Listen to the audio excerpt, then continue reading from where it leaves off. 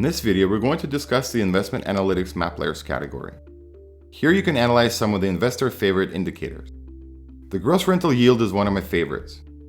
With this layer, you can quickly identify the best regions to purchase a rental property. The home equity change layer gives you a quick snapshot into how much equity each individual property is estimated to have. Our taxes layer allows you to analyze everything property tax related. Tax assessed value of improvements, tax assessed value total tax assessed value, tax billed amount per acre, tax billed amount per square foot. The building permits count and total value layer lets you see the construction building permit activity in any area.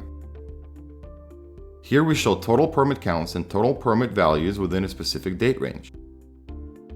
Quickly see the total permit activity for any home or area combined. Thank you for watching, and make sure you watch the rest of the TopHap Academy training videos and follow us on Instagram, Facebook, Twitter, YouTube, and LinkedIn to stay up to date on all news and product updates.